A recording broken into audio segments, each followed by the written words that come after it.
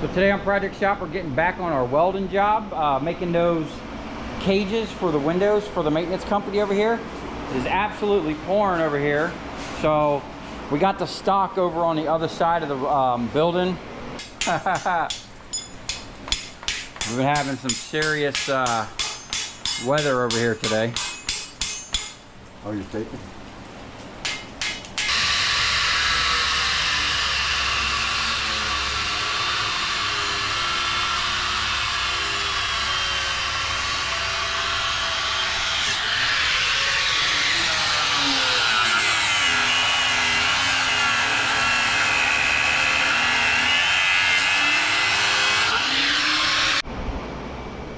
Okay, so these are going to be our width, and then we need to cut a bunch of horizontal bars.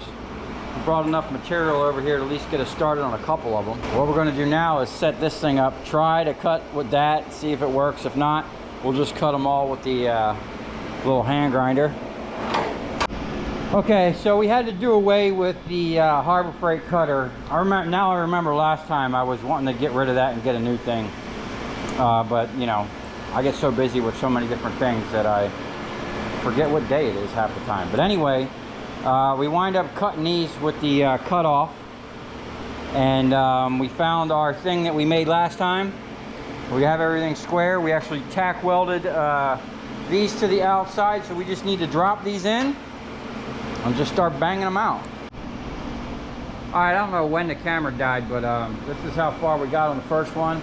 I got the stock that I had welded together from that last video, and I went back, I forgot how big I was making these. So these are actually 2-inch tabs we're going to make, and drill the whole half inch off the thing here. I was able to go back and watch the video that I made the first one and see what my measurements were. So I'm actually going to go ahead and mark the rest of these out, and we're going to just drill them and cut them all at once here. Okay, I got all the holes marked out. I'm just going to drill them all together like this, and then we'll come back and cut them as we need them. What I'm going to do is I'll start down here, I'll cut this one, and I'll round the edge a little bit, you know, clean the corners up while they're all together on the grinder, so they're kind of all uniform. Just makes it a little bit easier and a little nicer of a finish.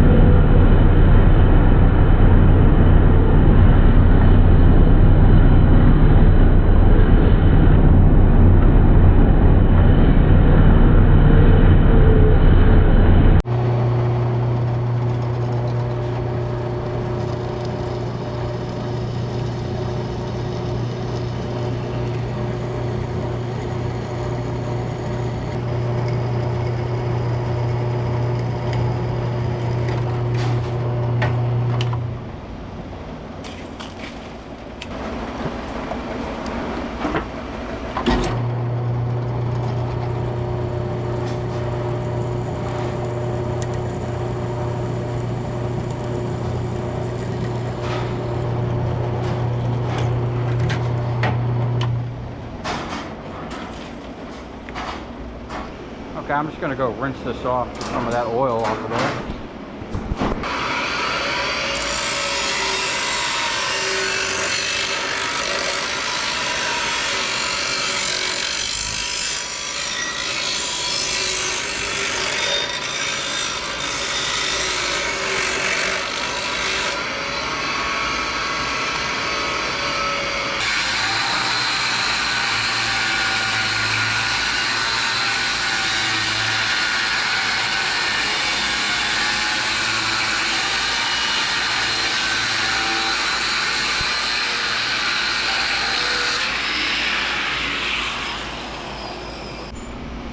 Okay, we're gonna call it for the night. We ran out of welding wire on the big machine, and it's getting kind of late anyway, but we got a good beat on it. We're set up. We're just gonna keep going with the welding until I run out of material. We got about 6 more full sticks, and I think we got 3 more, like 2/3 of a stick.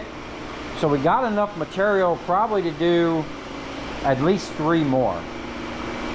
We're gonna get right back on this tomorrow. I have something to do in the morning, but as soon as I get back around 12, we'll jump on it, get some more welding wire, and then I actually have another welding machine I might break out, because this thing is just, this is more for welding big stuff, man. It's having a hard time getting in these tight areas. The little machine back there is killing it, so we'll figure it out. But for now, we're gonna bring everything in and call it a night, and I'm gonna go take a nice shower, get all this dusty, itchy stuff off of me. Okay, we're back at it. Now I pulled out this other little handy MIG that someone actually gave me, and the problem with it was I couldn't get the wire to feed before, and it turns out that this thing actually, you can flip it around. There's 2 different size grooves here. One's a 0.6 and one's a 0.9, so we need 0.6 apparently. But here's the issue, and I thought that this thing had a bent shaft, and I'm pretty sure it does, because I mean, that thing's just all over the place. Let me see if I can get a better camera angle on that. It's just kind of hopping up and down. Now, there's a gearbox in here, and this is just all plastic, okay? And then there is a little brass bushing that rides in to kind of keep it centered, but look at this. I mean, you're never gonna get that too straight, but here's the issue. I got it in there and was getting it to run, but I'm wondering if this thing was made in China or something, because it's just so shoddy. Like, I'm really surprised Lincoln would put something like this out. Now, I don't know when this little welder came out. This is probably an older model compared to the one I got over there. But here's the problem. It keeps jumping off the groove. So I need to find a thin washer to space this out a little bit, or just one washer, so it actually stays in the groove. I think if I can keep it to stay in the groove, we might be able to run it. We ran out of wire on that thing. I have another spool here, and there's a spool in this one, so I'd like to try to utilize everything that I have here. I already went and bought another spool for my other welder, a big giant spool of flux core, and that was like $130, I think. So if I can get as much out of this as I can with this stuff, and just hook this to that big tank, you know, we might be able to finish the welding job without having to spend much more money. And I'll get this little weld pack running. This thing will be great. I actually like these little 110 welders for little jobs. Man, you don't want to be using this thing on, like, it's probably going to be pushing it doing this job where there's a lot of welding, but we're going to find out. So I'm going to see if I can't find a little washer just to hold this out, and maybe we can get this running and run 2 welders. I found all the parts. It came with this regulator that you can't even adjust. I guess you could, but there's no thing to it. So we'll see. Just too much of a deal. I'll just see if I can't put these spools on this big machine and run it. This thing's a brute though, man. Steve was having a hard time welding with it. He was just laying down too much bead.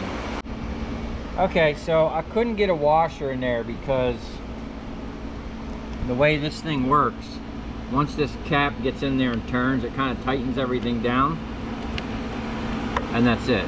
There's no room for nothing to be in there. So I'm just going to try to run it like it is. I'm going to look for a little thing of gas for the back here, and we'll plug it into that tank. I'll probably just use the regulator that's on that tank. But let me crank this up so you can really see what's happening here.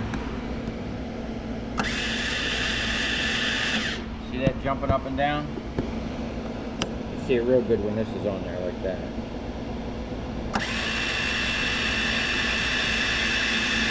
The whole thing is just moving.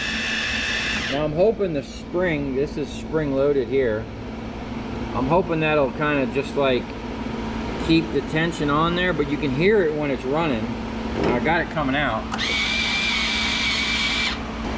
You can hear it like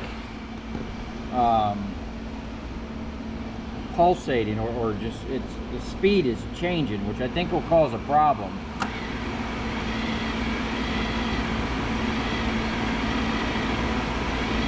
But because we're doing just like basically a little spot welds here, it might just work.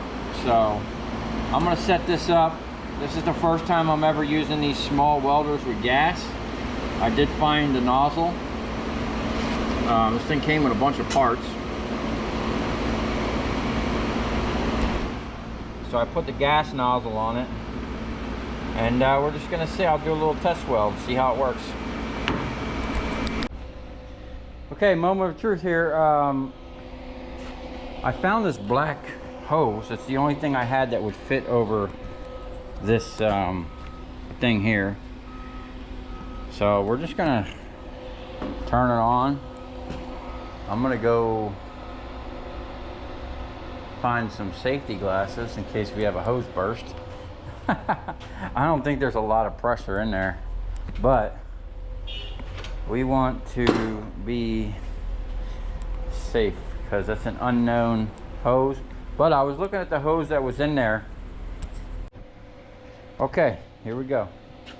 Got my safety glasses on and we are going live. I shut all the fans off so I can hear if anything's leaking. I don't hear nothing. What I'm gonna do is leave this off. Okay, that way I can hit the trigger and see if there's gas coming out.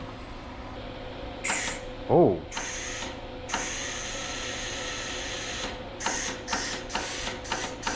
That seems like a lot. I don't know about that. I'm wondering if I should just put that other regulator back on. I don't know if I have anything. I don't know if that little thing will fit on there though. That just seems like excessive. I'm gonna try to swap that because I don't know. I might be able to adjust that regulator with that thing there, but I have no idea how much flow I'm putting out. Let me see if this chart here says anything. A lot of times these charts will have a lot of good information. It tells you all kinds of ways to weld and all the different stuff. So let me just let me play with this for a minute. I'm gonna see if I can't swap that back to what that was, because I don't even think this was pumping out that much gas. Okay, I don't even need the oh, that's already better. So I found a Allen key, put that in there, and I'm just gonna kind of listen to it. I'll turn this in a little bit.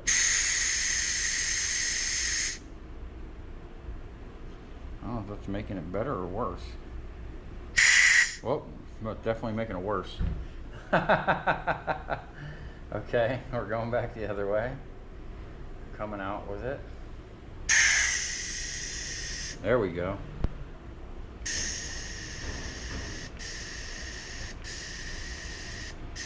Okay. Oh, that's it.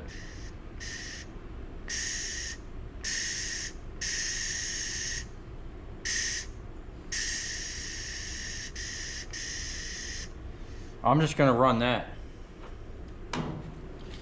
That sounds good. Now, this machine only has a high and low, and then a 1 and 2. So it's basically 4 settings.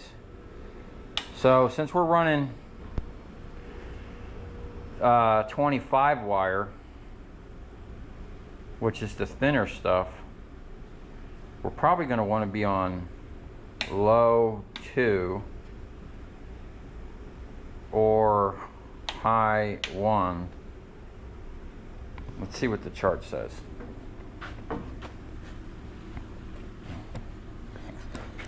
So we're running a mixture of 75% argon and then 25% carbon monoxide. So that's us in the middle. 25 6mm wire, DC plus. So that's another thing.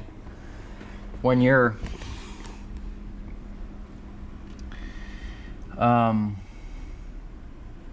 we might have to swap these. So when you run flux core, see how it says DC negative, DC plus, DC plus.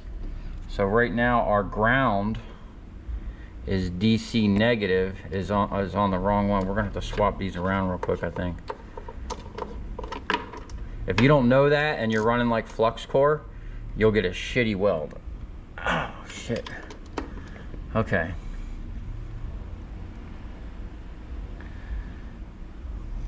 So it's basically saying, it's not telling me the thickness of the steel thickness, wire speed, heat range. We're probably just gonna run high 1 or 2. See what it says there. Wire feed tension. See, that's what we're gonna have an issue with, because this thing's gonna be all over the place. Let me see if these pliers will undo this. I can't get a good grip on. There it is. So let's just make sure.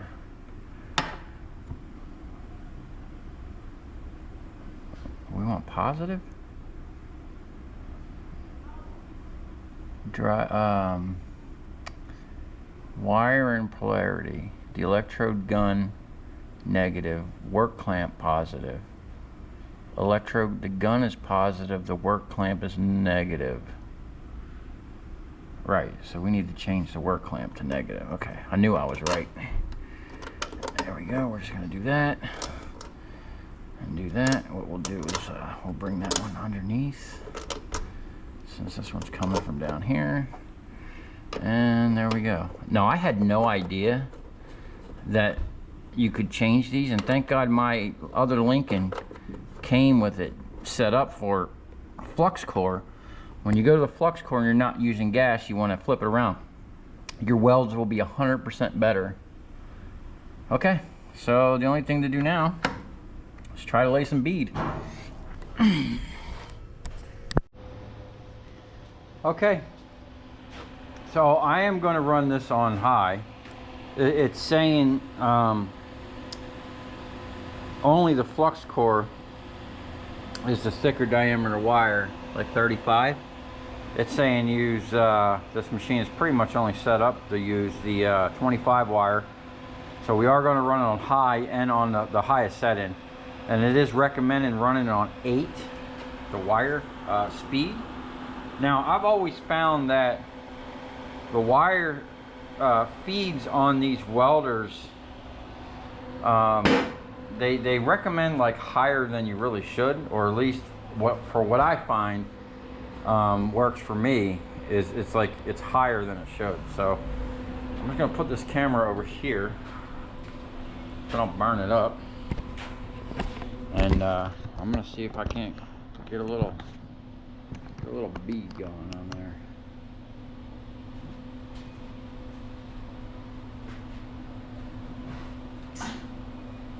Yeah, that seems extremely fast.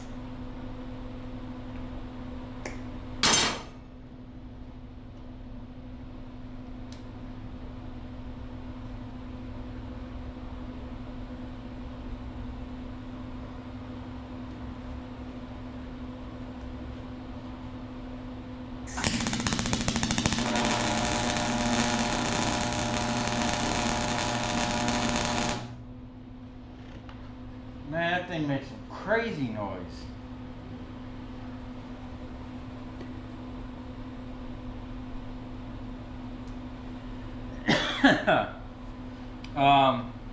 Okay. I'm gonna just see if I can't hold this one and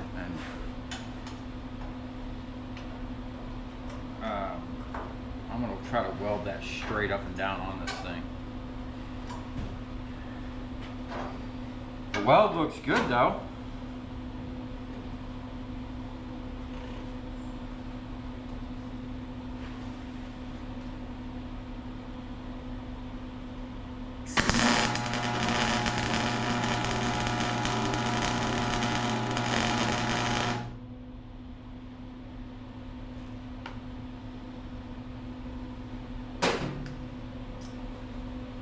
That is one noisy welder. Oh.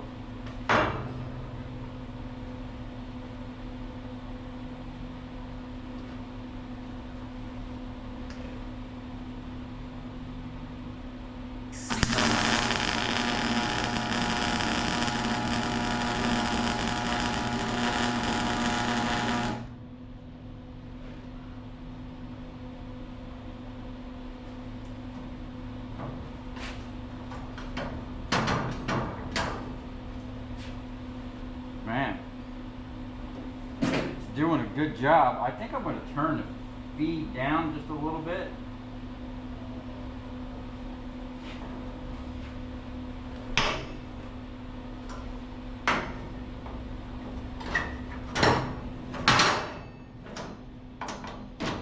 But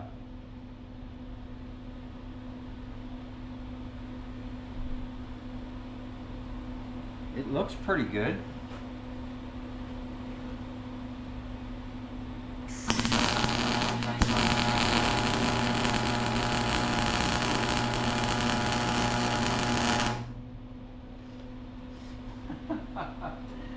Never had such a noisy welder. Yeah, it's laying that bead on there thick. I think I can turn that way down. Let's see if see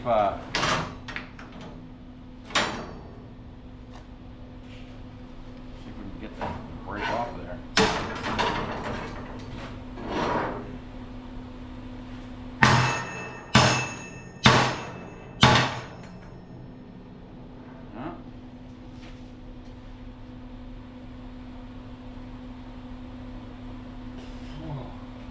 Look at that. It's bending the rod. So the it's welding. I'm just gonna see how that works. Turning that feed down just a little bit. I'm just gonna weld right on top of it.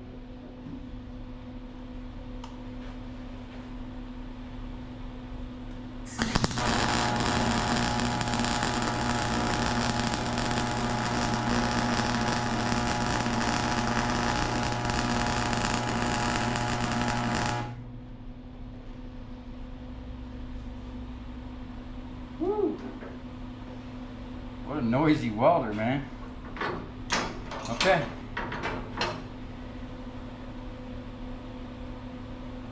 I like it, man. So,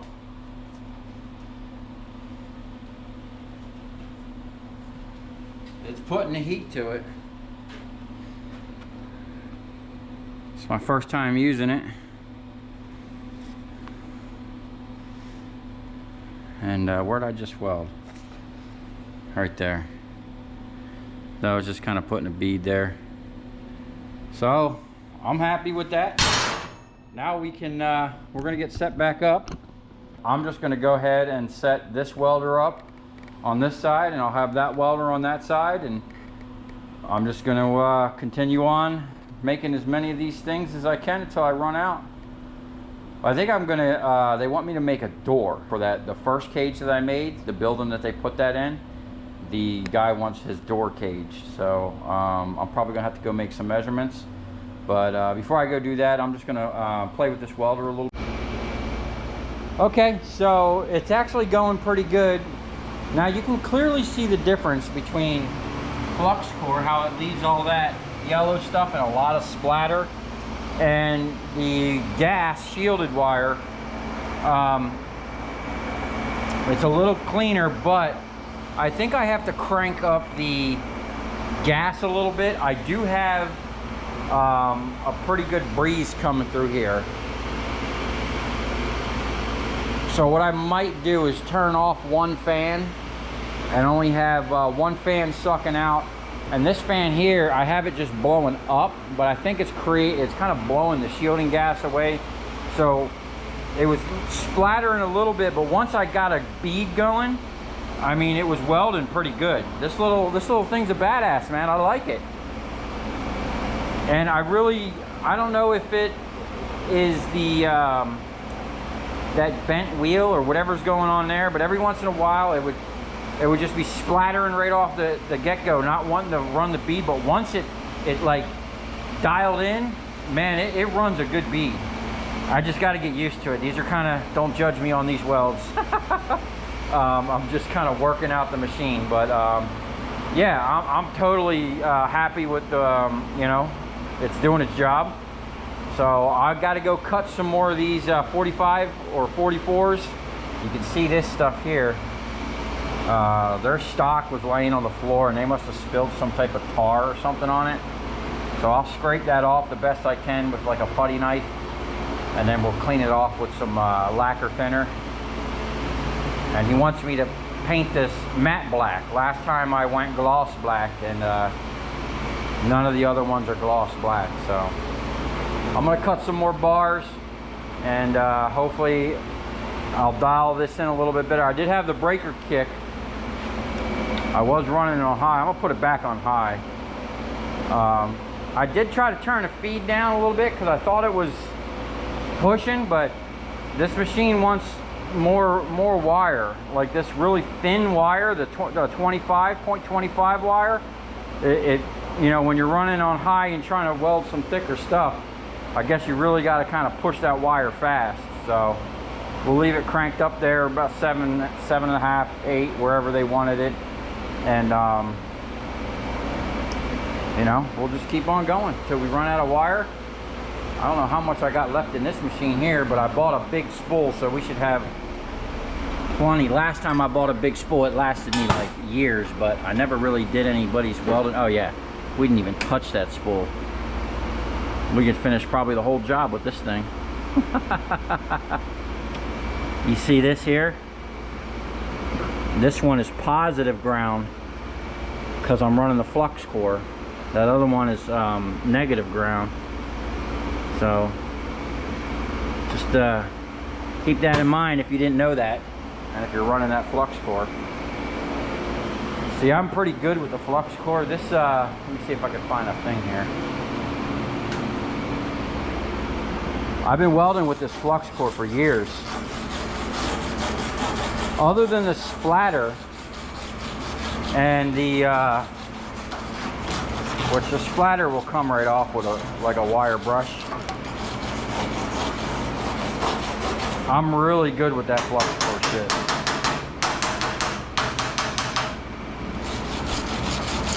And you see, I got this thing not on high, and I got the feed way down. For whatever reason, I find it runs better for me, I guess. You know, slowing it down a little bit. So we're gonna cut some more pieces and keep on welding.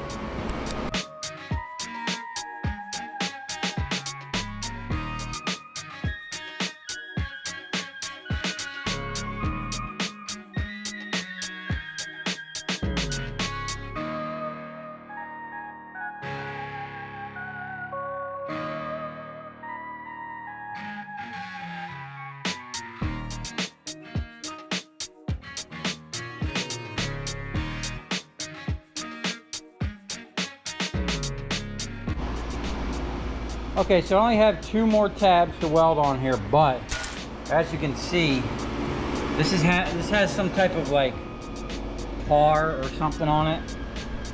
There was a couple spots where a couple of these bars, it looked like they were laying on the ground and someone spilled some stuff on it. So I'm just going to clean this up a little bit with some scraper and then some lacquer thinner, and then I'll weld these last 2 bits on, and then we're going to move on to the door cage. I got 6 more bars. I think it took 12 bars to make 3. So basically 4 20-foot lengths to make 1 cage. So at least we know what it's going to take. So I'm just going to go ahead and clean this up. I'm going to flip this around and then you know, weld the last 2 tabs on, and we're going to get right on the next one. Also, this little thing, I'm actually starting to like this little welder, and running the gas on the little 110 welders. You know, I'm still trying to get used to it, but I am laying down a nice little bead. There's no splatter, and that one came out really nice. Now you can see the difference. This is with the flux core. Okay. Now they came out nice, but there is always like a lot of splatter involved with that. You can see it here. Now the splatter usually comes right off. Now, Steve was telling me, we were doing some research about how to get rid of the splatter, and he was telling me if I run gas with the flux core, it creates like the best welds. So that's something I'm going to look into. We'll just dress these up with a flappy paddle, you know, the flappy wheel. I really like these things. It's amazing how much they could cut down and smooth stuff out. But overall, the little machines are doing a good job. Now, this is taking a lot longer due to the fact that I'm running 110 machines. I did pop the breaker twice. The electrical situation in this shop is something to be desired. I'm pulling electric from all over the place because there's just not enough outlets, and I have a panel that looks like a fire hazard. So it's always some sketchy stuff going on here with the electrical. I am happy with the 2 machines. I'm trying to use 2 machines because I don't want to just rely on this one. Even though I've had this for a long time, I used to have a WeldPack 100 before, and I burned it up because I literally made that whole table, my crane, and that press with a small WeldPack 100, and it, you know, I was just laying bead for days, and I wound up cooking it. So we want to keep the machines kind of running cool, don't overheat them. This one here, I don't have it on the highest setting. This one here, I am running it on the highest setting. And, you know, because we are welding some thick stuff. And this thing really, if you look at the thing on the inside here, it says it really is only good for 1/8 inch steel, which I believe is what this is right here. And this is 1/2 inch. Still got quite a bit of wire. Seems to be doing pretty good. I'm not really feeling the, you know, that thing was pulsing and picking up speed and slowing it down, but since I have this thing cranked up to like 8, it seems to be just pushing that wire through really good. This machine I got for free, so I'm totally stoked and happy that it's actually working out pretty good. You know, I need a little bit more time with it. I think I can lay down some better beads. Now these welds are coming out better than what we were having going on over here. that big welder was just laying down bead. I think we just had it cranked up too much, because even I tried it. The thing is just so big. You know, this thing was so big, and we were melting it down. Like there's something going on there where I might just need to get a whole new cord or whatever. But this is a really big machine. It don't like welding little stuff. It wants to lay down big heavy bead, and this is what we're going to use when we get back on the stator record. And I like these little portable machines, especially like this one with the flux core. You don't need to drag a tank around with you. You know, you could just grab that thing, throw it in your truck, and go weld off an extension, 110 extension cord somewhere. I've done so much in the field work with that thing. It's more than paid for itself. And I've never even used it to like do welding jobs. I'm just like repairing my own stuff or repairing something for someone. You know, this is the first time in my life I'm actually like, you know, I took on a welding job where I'm going to be billing someone. So hopefully they like it. I will be cleaning up some of this stuff on the inside here. Steve was supposed to come by with a deburring tool, but I don't know where he is. You know, that big machine was laying down some big welds, but it is what it is. For what this is going to be, I think this is going to come out perfect. So hopefully we can get these knocked out today. I got to go get the paint, because last time we painted them gloss black, and it's actually supposed to be like a brown or a bronze, or like a dark brown or something. I got a paint chip from something. I need to get scanned, and I think what I'm going to do is clear out the other bay, and we're going to use that bay over there to hang this stuff, where I can pretty much paint them pretty much all at the same time. What I'd like to try to do is kind of stack them like this, because painting stuff like this is really difficult. There's so much waste involved. But if you can stack them close, and you know, paint it so that when you run this down, you can paint like these 2 or even 3 at a time.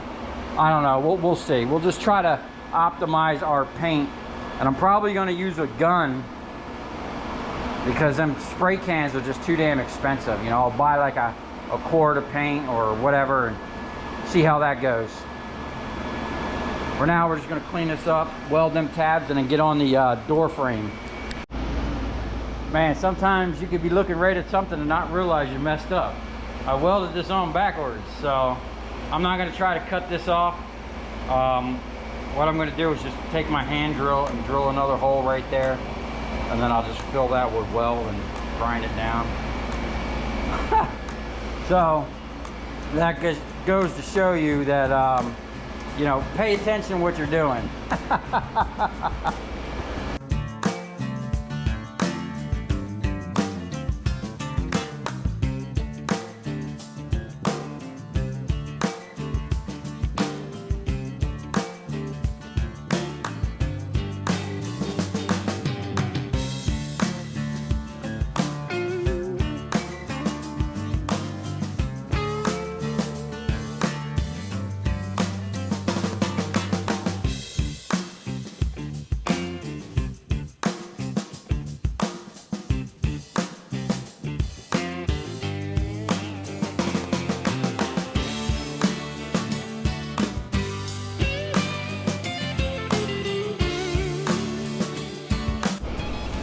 Okay, I'm back at it. I went to Home Depot. I had to buy another piece of flat bar.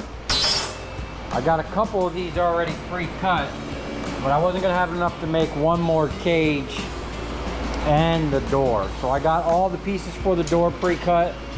I got all the horizontals, and then I have all this stock left, which will give me like enough to do start a quarter of one, but I'm not going to have enough to do all the bars, so I'll just wait on that, hold that for the next project. So what I'm going to do now is I'm going to knock out these this last cage.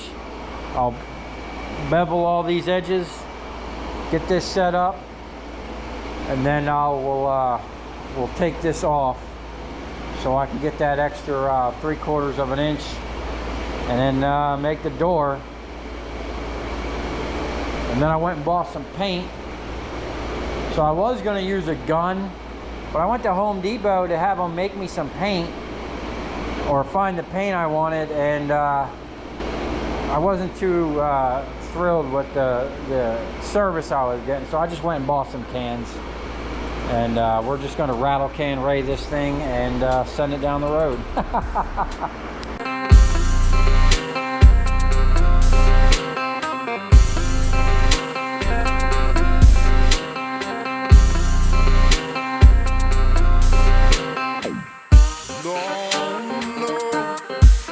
If I make it back home, I'm just stuck here in a dream.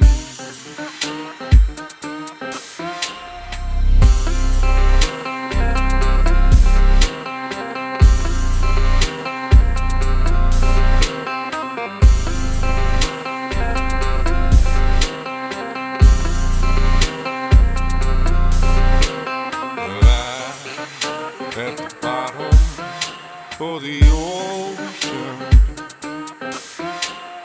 I'm at the bottom of the sea.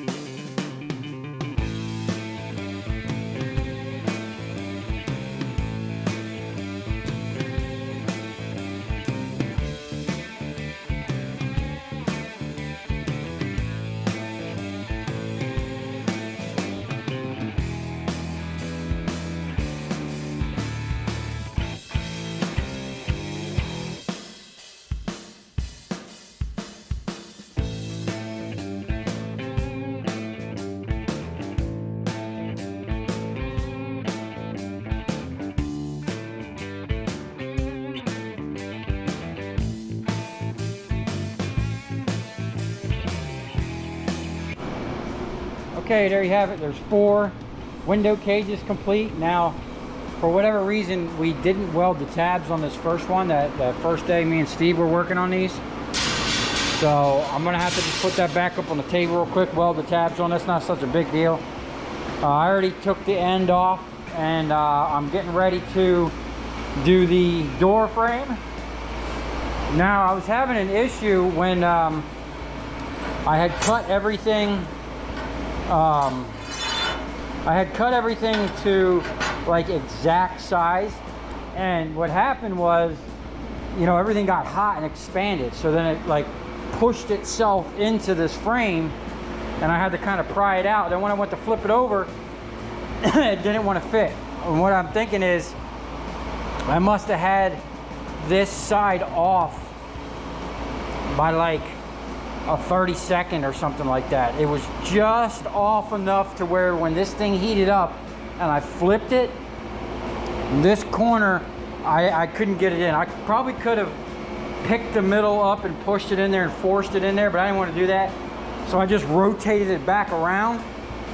And so it was racked like a 37, it's not even a 16th, you know, which for what this is, it's well within spec. You know, 32nd off, I'm not going to worry about that.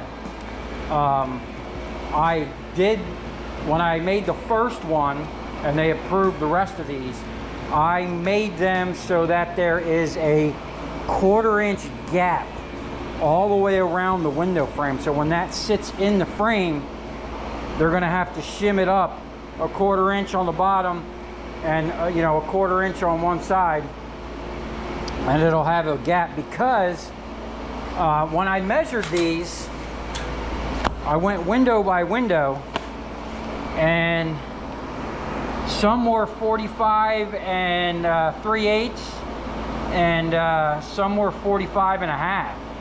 Definitely they were a little bit off, within like 1/8 of an inch. So the 1/4 inch gap all the way around will account for any discrepancies in the frame.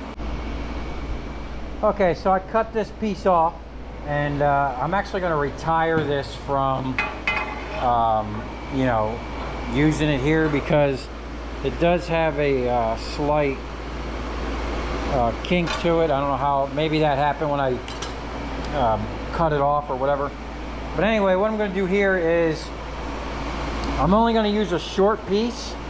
I'm going to square this one here, tack this one down.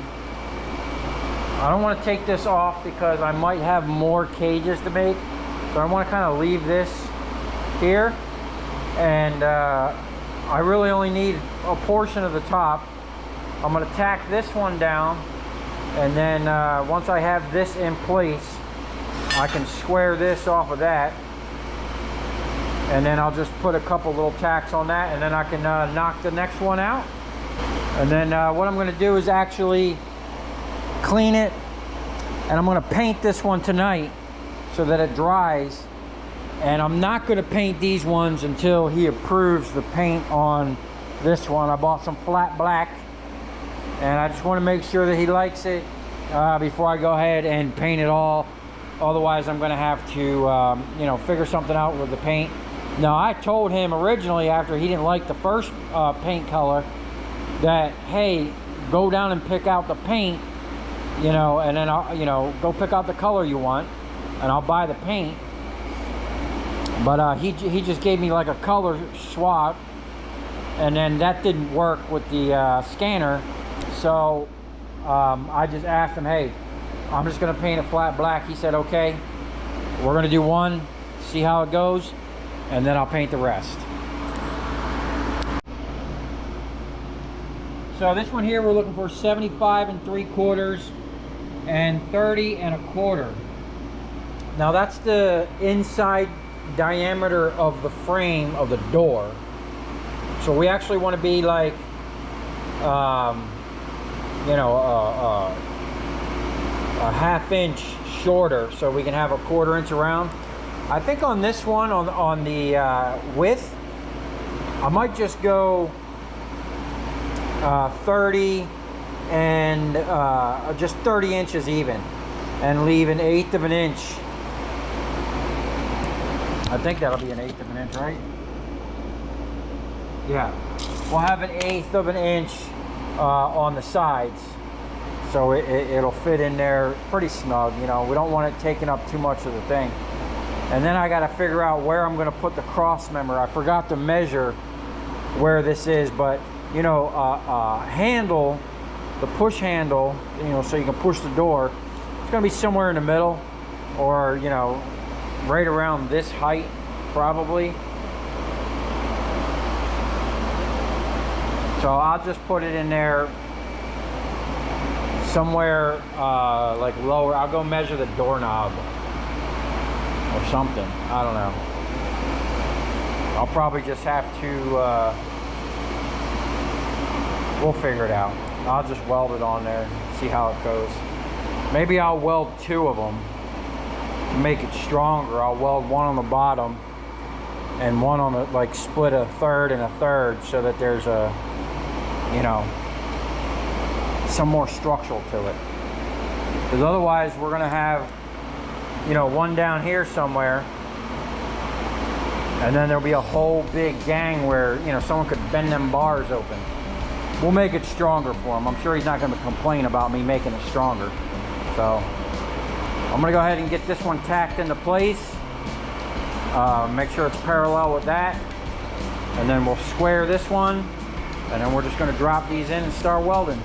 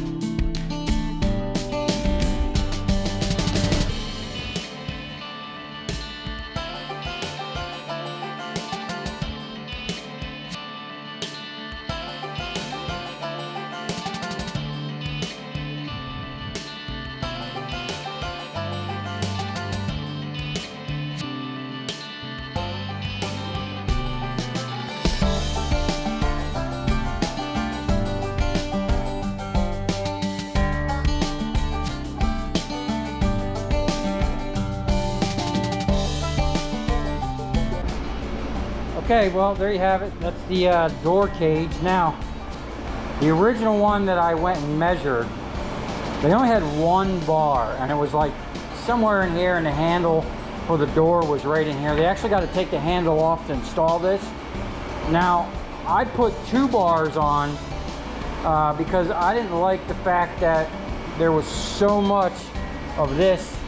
You could basically just pry that shit open, probably, and get in. So I think it's going to be a lot better with 2 of these on there. And we got 6 mounting points, so they should be happy with that.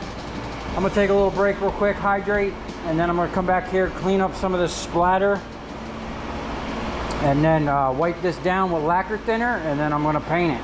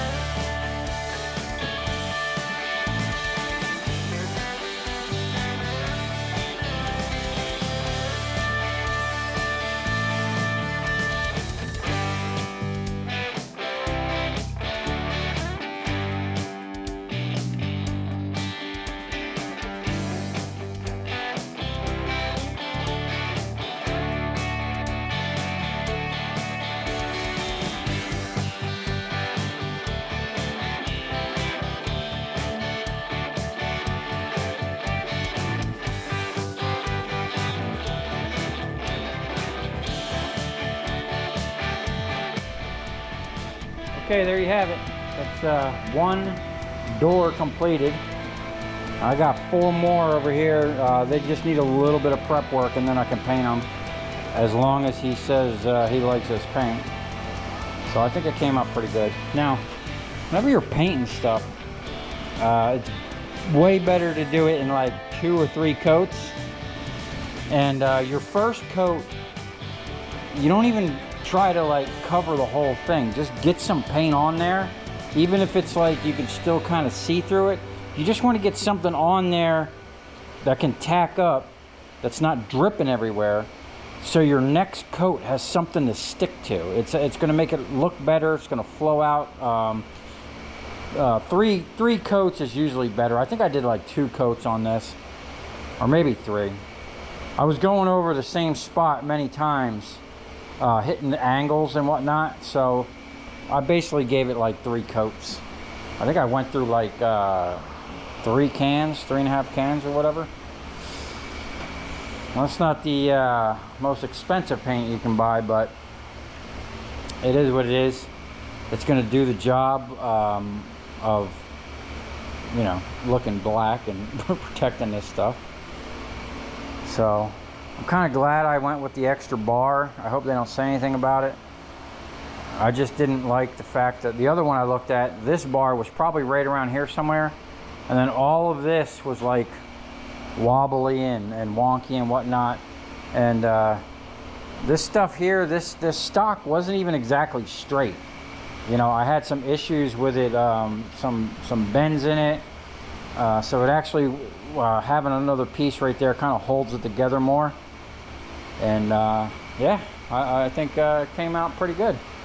Now I did run out of welding wire on the gas machine, so I finished everything up with the flux core. I do have another spool for that little thing if he wants me to make any more. I think there's like 10 or so windows. I mean, there's a lot more windows. I already made 1. We got 4, so that's 5, 6. So at least I can get this painted over the weekend and get paid on this bunch here, and then we'll knock out another bunch probably next week, or I don't know. I'll give him this tomorrow and then see what he says. Maybe pick up some more stock. I got enough material to do like a quarter of one, so we'll see. It basically takes, I think it's 4 sticks. Was it 4? Yeah, 4 20-foot sticks to do one of those. So now I know what I'm going to need to finish out. So it's like probably way past my bedtime.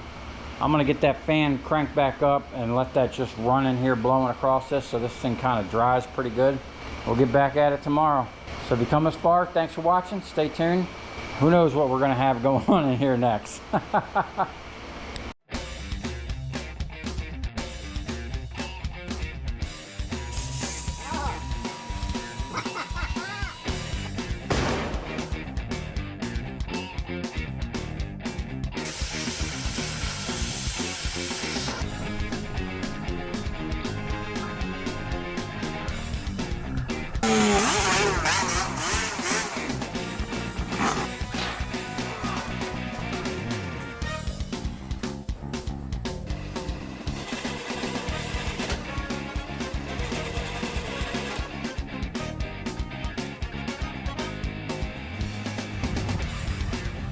I'll tell you where we're going, right to the scrap yard.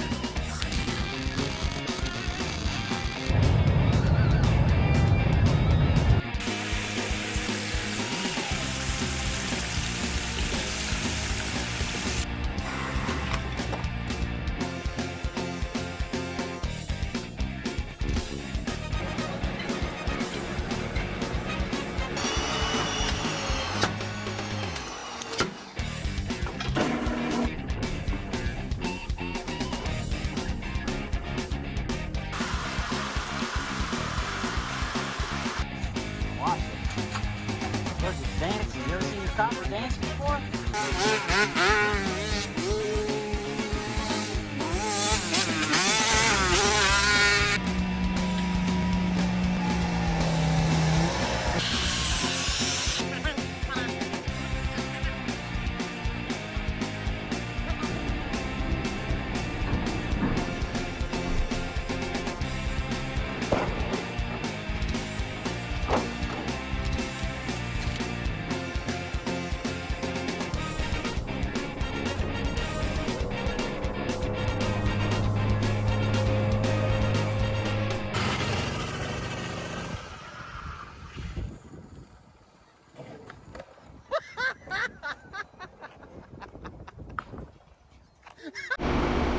Okay, I got myself set up over here. Now what I did is instead of using the flathead, okay, and flipping this thing back and forth, I got a socket and an extension, and the only thing I got to kind of do is bend this out, which it bends pretty simple.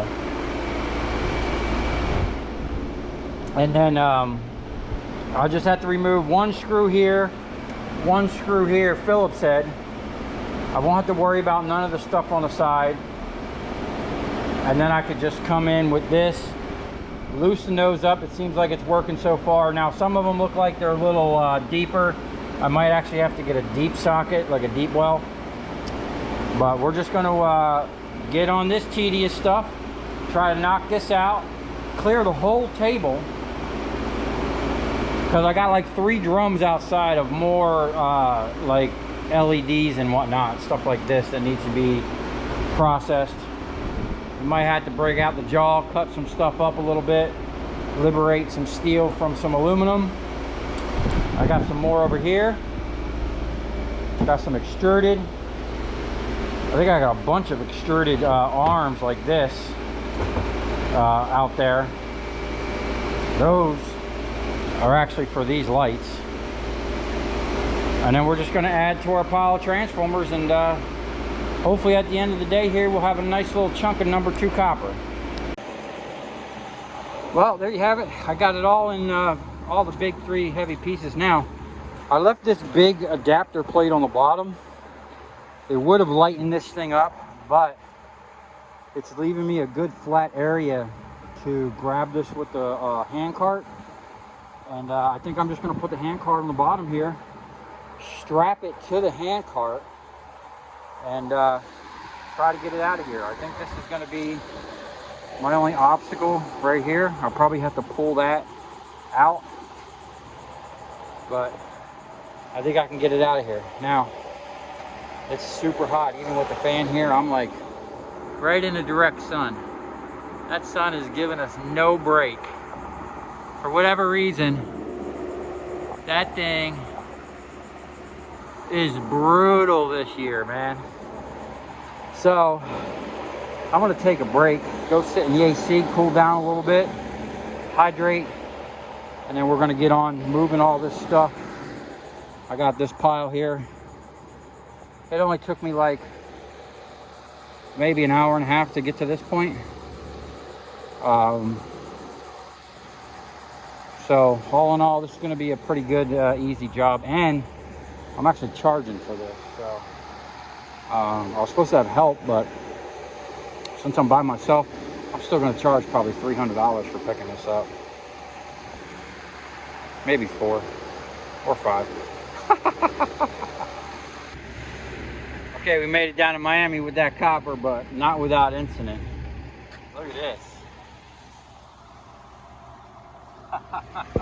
We about lost the wheel on the trailer. That thing is cooked. Now I'm supposed to be somewhere in like 2 hours, so I don't have really too much time to mess with this. I'm gonna pull this off real quick, see if I have a bearing or if it's even salvageable. If I remember correctly, this side on this front axle was damaged probably like right after I got the trailer. I've always had problems with this bearing right here. The whole axle needs to be changed out. Actually, both of them do. Maybe I'll go with a heavier axle too. But yeah, we're pretty much screwed, man. We've been hauling too much copper. Now this is 100% my fault for not checking these bearings after this trailer had sat for like over a year. And I should have did some maintenance on this thing. I just put it right back into service and been driving all over the state, hauling a lot of weight. So I really can't complain. I'm just hoping that the axle is salvageable and we didn't mess up that thing, but we're gonna find out here in a second.